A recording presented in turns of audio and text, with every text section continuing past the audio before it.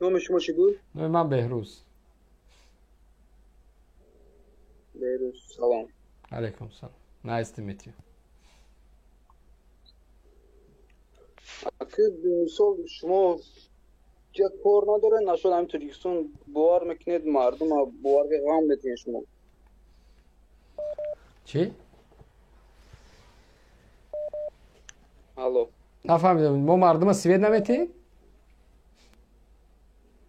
نه مردم شما نبارد غم میتین. همین غمتهی همین سوئد هم میکشن همین غمتهی نیست خودش. همه بخشی و مقصد میتونی که سوئد دودا بیا تو چون سوئد تا دور گاب نزنو خی.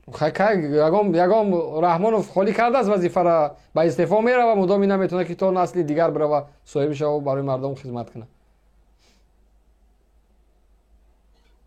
میبخشی برادر خودت خیال میکنی که یا تاجیکستان هم خیلی پرابلم داره. بله دیگه گیجا کو برای من بگو کدام کشور پرابلم داره. همه پرابلم همه کشور تو بگو کدام کشور همین زمان به برخ است. از همین کشورهایی که گرد اطراف ما هستای همسایه کشورها کدامش به برخ است؟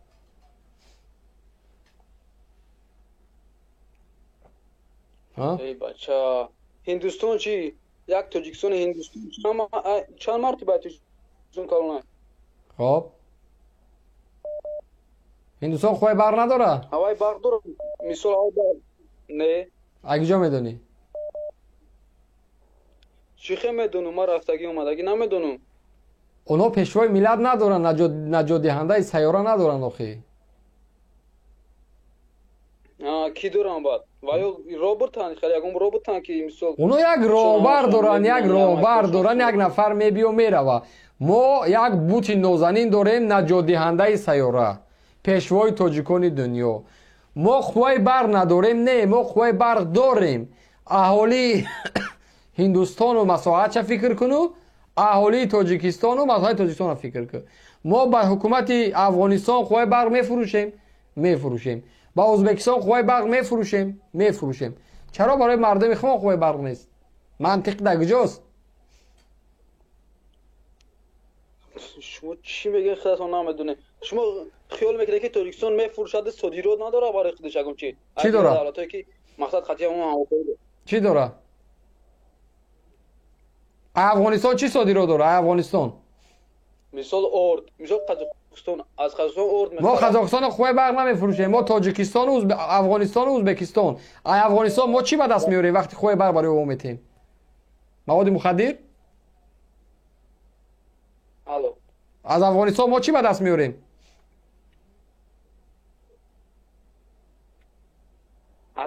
افغانستان؟ الو بله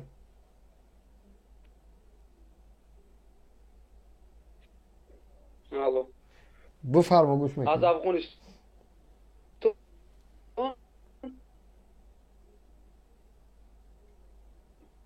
الو این شماره تاجیکی هست.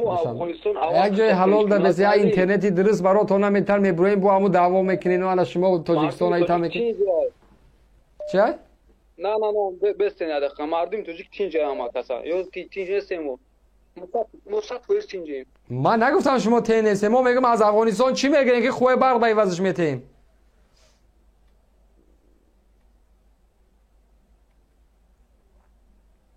ها؟ الو مردم در عصر 21 آسمان میره میبیا شما یک اینترنتی درست نداره که لااقل از امور رحمانوف درست دفاع بکنید. بکو وگی علامت سکته ایویا گفتم میگردین یک موج درست ندارین بلیازی خدا یک سیوی از یک اینترنتی درست ندارین. او گجا میبروین با دعوا میکنین گجا میبروین. فهمو برادر بعد نمومده که تینج کنی ایمویا مثال او خمبتونی خواهد گاه بزنی میرم اینشالله میرم بچه اولی صبر کن ای وطن صبر کن ما میرسیم بردیدنت ما در او شک نداریم حتما یک نسل دیگر میره و وطن میسوزه او وقت شما فقط تماشا میکنین استراحت میکنین کیف میکنین راحت میکنین خب با میگن که خب زندگی بوده است زندگی او نیست که غلام باشی. بچه من یک شهروند حقی گپ زدن دارم همین منطق این همین حکومت رحمان و با مو پروپاگاندای احمقش در عصب و در مینه و در زندگی مردم داخل کرده است. یک نفر گپ زد شما دیگه کار نداره نه رحمان و پس میزنید. او من حق شهروندی خدمت دارم، رحمان و پس میزنم، بلند میزنم، زمین میزنم، هوا میزنم. او منم، حقی من است. او خودت کی هستی که برام از دعوا میکنی؟ و من حق شهروندی دارم. من همش یک انسان، قانون کشور برای من اجازه داده است. امروز روزی سرقانون است، برای سرقانون کشور ورق بزن. سرقانون کشور چی میگه برای یک نفر؟ و من هستم که رحمان و فضل، او ملت است که رحمان و فضل. شما با همون فهمش دارین که هیچ یک نفر حقی گپ زدن نداره در مقابل رحمان و فضل. از کجا گرفتین این گپا؟ نرخ نما در بازار، معاش دستاری زدگی، نمیدونم خوبای برق نیست، یک اینترنتی درست، علم و تکنیکا میگن زمان عصر 21 عصر علم و تکنولوژی نو، یک اینترنت ندارین، مردم نمیتونه یک چی از اینترنت پیدا کنه بخونه دسترسی بکنه. شما کجا با ما برین دعوا میکنین؟ نه دعوا شما دارین و خیلی مردم دیوانه کرده. گوش کنیم مرا برادر. گوش کنیسم.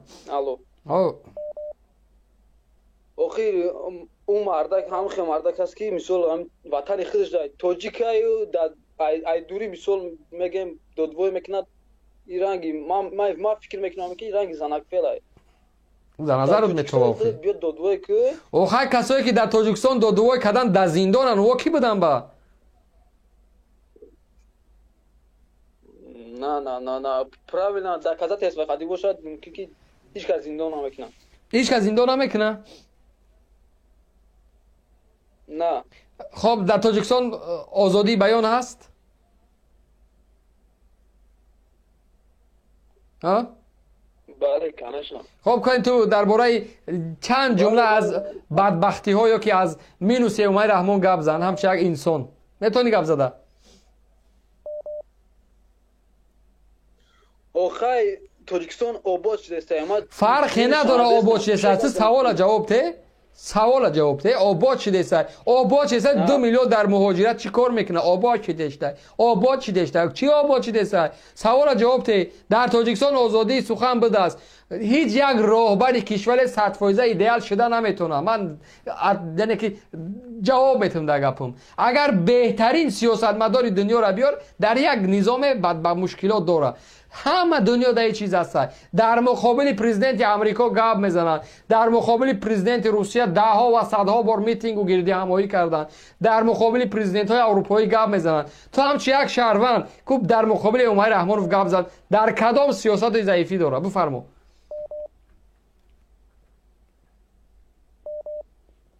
همه سیاستاش نرمال نیست. نمی قوای برق همه شمی سیاست نرمالی است.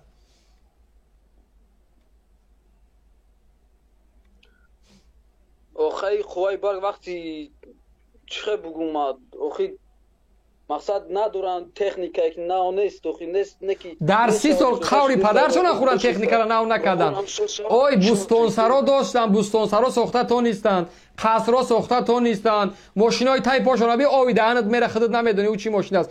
این قدر کیف و سفارت تو نیستن چیکار میکنن نمیسازن در 30 سال بعد؟ یا یک چهار آهن نمیتونن درست کرده. با مرا نمیرن و نمیدونم یکم چیزای نوآوری بسازن که از یه چیزی نو باشه. اما یک آهنی کونه است میگن نوش میگن قوه بردادن میگیره. همین نتونستن در 30 سال کی میسازن. یعنی تو قبول داری که حکومت رحمانوف 30 سال هم 4 آهن پاره درست کردن نتونید درست؟ نه اگر خودت میبودی خیال 30 سال دیگه نمیتونستی. بعد میتونستی بخو. کلا دولت اسکرین شات تاجیکستان اسکرین میتونستی. بله.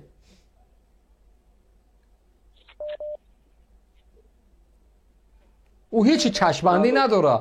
اگر یک بسواد است پول میتیان. بچه میلیون ها دلار از سازمان ها و از نمیدونم بانک های عمومی جهانی میلیون ها دلار پول میتن. ما همون پول میگیرم متخصص دمیتم کارا بکن میگم. او چیزی نیاز به یک فکرانی ایدئولوژی نداره که باید ما بشینم فکر کنیم که ما می اوهانا چه باید عوض بکنم. هیچ قیندی نداره. نه خود در 30 سال 4 ترانسفورماتوری پهتا نو کردن نتونن. این که دروغ است. این زمان قوای برق با ازبکستان ما داده استیم. با افغانستان ما داده استیم حکومت طالب دعوا کرد که حکومت قبلی اشرف غنی 69 میلیون دلار قرضدار است ما قرض میتیم شما قوه برخبری ما دادن بگیری یعنی ما قوه برداریم برای کشورهای همسایه برای کشور خودمون نداریم یعنی همه قبول نکنی که سیاستی پست عمر رحمانوف است یا نه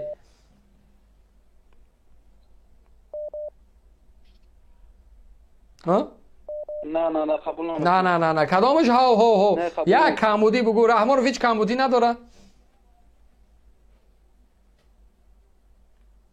نه نیست شخصیت دوم در کشور کی است شخصیت دوم در کشور کی است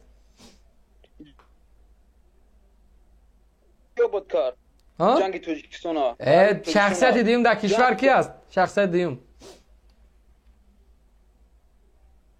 چقدر شخصیت دیم کی است نفر دوم در تاجیکستان کی از این زمان عمر رحمانوف مرد صلاحیت دست کی میرفته نه برادر شما باور نه نمره نه ما مقصد آدمو در کار ندارم او خداوند بدونه کی میمونه خب بله خب تو از جنگ شهروندی میگی پیش از جنگ شهروندی ما استقلالیت به دست آوریم کی از استقلالیتی ما خیلی نفهمیدم کی بند جنگ شهروندی پیش از جنگ شهروندی پیش از اون که ما جنگ کنیم یک دیگر را بکشیم ما صاحب استقلال شدیم کدام سال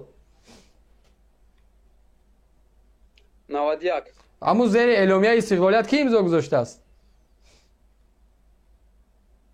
جناب اولی اینا سیاستی پست عمر رحمانوف که خودت همین را نمیدونی رحمانوف سال 92 اومد سال 91 در دنقره در یک فرما پیش سنگک سفر اوش میبرد سال 92 اومد سال 91 سازش زیر اعلامیه استقلالیت کی امضا گذاشته است برادر شما فقط همین میگون که از دور همین گپی من دور و نزدیک نداره سوال عادی است تو میگی رحمانوف هیچ کمبودی نداره یکی از کمبودی رحمانوف تاریخ اساسی این ملت غارت کرده است تمام اون دستاوردهایی که در طول تاریخ برای ما و شما آمده است به نام خودش ثبت کرده است چند ساله هستی من 25 یک جوان 25 ساله حتی درباره استقلالیت وطن خودش یک تصورات نداره نمیدونه روز استقلالیت ما 9 سپتامبر خب زیر اعلامیه استقلالیت کی امضا گذاشته است جناب عالی او بلیاز خدا جناب عالی سال 92 آمد در اجلاسیه نبود در 91 در 91 ضد استقلالیت بود اعضای حزب کمونیست بود ضد استقلالیت بودن اونها ای کجا آمد اونجا امضا گذاشت چه خیل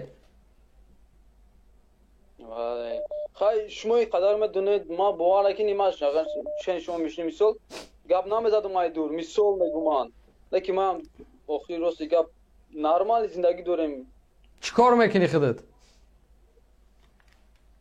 من این حال بیکار هستم با نرمال اگه تو کدام حساب میخری بیکار باشی آخه مرد برای چه مرد این گپ است نه مردک باشی ای عثمان برای دگام چی میغلطه میخری چه خیلیو نه باید کار کنی آخه گفتی بیکارم کو برای خدمت میدم آخه من زندگی مثلا اون میبرم آخه گفتی بیکارم یعنی بیکار زندگی برده میشوه ملای چلیاسین میکنی تمار مینویسی چیکار میکنی نه ملا نیستم چیکار میکنی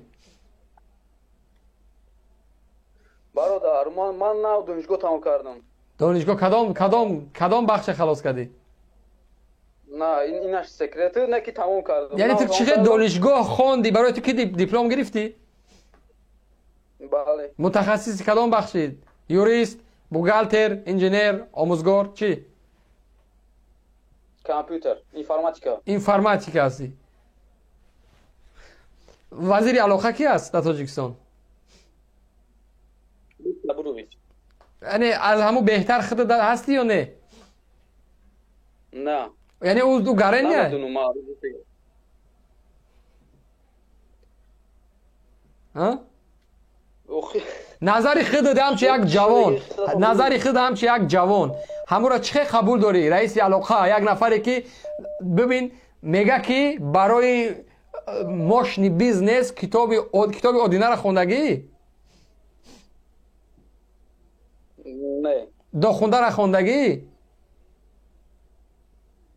برادر برادر گوش کن. نه همین دو سوال دیگه دارم با من سوالات جواب میدم. دو خونده را خوندگی؟ نه.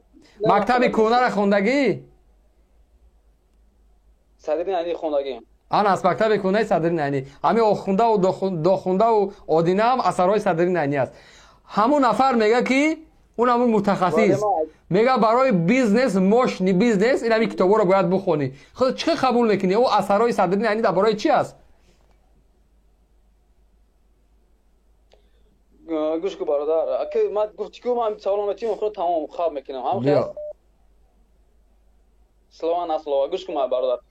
اینا اکی من روز دیگه کاردون هستم. مثلا من فقط امید زندگی خودم مثلا امید دیدستم که واقعا عبود نمی‌اجو. یعنی عبودی را چی می‌بینی خودت؟ چینک‌های عبودی را برای من بگو. اینا یک کشور میگه همین کشور که مثلا من کشوری خب آلمان میگم یک کشوری آباد است و مثال میارم صنعتش در درجه بالا با کلانترین شرکت ها را در دنیا داره. شرکت های بزرگ ماشین سازی، صنعت وزبین، صنعت سبوک. اصلا این کشور نیاز به کارگر داره. در همین سال 1 میلیون کارگر دیگه لازم داره. 1 میلیون زیاد کارگر لازم داره همین کشور. از اوی که اهالی خودش زیاده از 85 میلیون. صبر کن. حالی بست 85 میلیون اهالی داره. 7 تا 10 میلیون دیگه مردم خارج اومده در این کشور کار میکنن و باز هم چیکار میکنن؟ نیاز به قوه کاری داره. شناسنامه این کشور در جهان در جای یکم و دوم است. بودجه کشور تریلیون است. بودجه کشور به سر یک نفر سالانه 70-80 هزار دلار توری میبیو. یعنی پیشروی کشور در درجه بالا است. برای کشورهای عقب مانده که در اروپا هستند کمک پلی میتیه. تصمیم گیرنده هستند. صنعت وزبین بسیار در درجه بالا هستند. نفر در این کشور بیا زندگی کنه معاش حداقل ساعتی کاریش 9 یورو است. یک معاشی که یک نفر میگیره پسترین معاش 9 یورو است. بالاترین معاش تا 50 تا 60 یورو تا 100 یورو ساعتی کاری داره.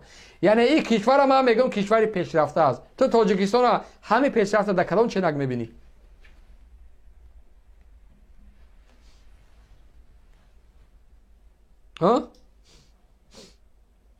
خدا نگهبانت. من میگم چینک های پیشرفت تاجیکستان دیگ های کلان آش، دیگ های کلان آش، ایدی تربوز، کدو، نخود، جیگاری، نمیدونم چرت و پرت های دیگر. بیناهای بلنده که در اونجا وزیر خونه میگیره، رئیس خونه میگیره، گنرال خونه میگیره. آی بلیاز خدا یک آموزگار میره از مرکز دوشنبه در همون همین دامای نو خانه‌های نو خانه خریده میتونه 150 هزار دلار میسته قیمتش. یک آموزگاری که 3 تا طفل داره 1000 سال باید کار کنه. 1000 سال و او خانه رو گرفته نمیتونه. 80 یورو معاش یک آموزگار است. 80 یورو یک ماه جان میکنه. 80 یورو در آلمان اگر که 9 ساعت کار کنه 80 یورو میگیره. 9 ساعت پسترین معاش. کو با او اضافگی کار میکنه با کسایی که نمیدونم خب کالج خوندگیان، آسبیلدون کردگیان، یک کمی کارهای تخصصی دارن، اونها معاششون 15 و 16 یورو هست. با از او بالاتر معلما و دکترا 25 30 یورو، 40 یورو، 50 یورو هست. یعنی یک معاششون از 2000 یورو بالا شروع میشه و میره دیگه در آسمان. او کشور پیشرفته است، ترقیات داره، علم داره. مسئله علم و دانشش درجه عالی است. این میگم پیشروی. ما چی؟ یک آموزگار، یک معلم آیا میتونه برای از مرکز یک خانه بگیره اگر میخواد؟ امروز یک آلمانی دولت براش امکانیت میتونه برای از برلین خانه بگیره. میتونه. دولت بین بانک و بین این نفر کار میکنه. بانک های بزرگ است براش امکانیت میتیه. دولت براش کار میتیه. از سری کارش معاش میگیره. از سری کارش کرایه قرض میتیه. خانه را میگیره، زندگی میکنه. و امکانیتی داره که در 10 سال همون خانه مال شخصی خودش شود. یعنی آیا یک معلم اگر بره و از یک بانک مبلغ بگیره و از مرکز دوشنبه یک خانه بگیره، آیا در 10 سال میتونه همون خانه را نقش پیش پرداخت میکنه؟ همون کلا کوفیشنت بانکش میزنه در آسمان، قرض از سر گوشش میداره، بانک میبیا خونه‌ش میگیره، با اون قرضی که در بانک بود ماند خلاص. این زحمتایی که داد تمام شده رفت. خدا لا شکل که ما پیشروی داریم. ای خدا.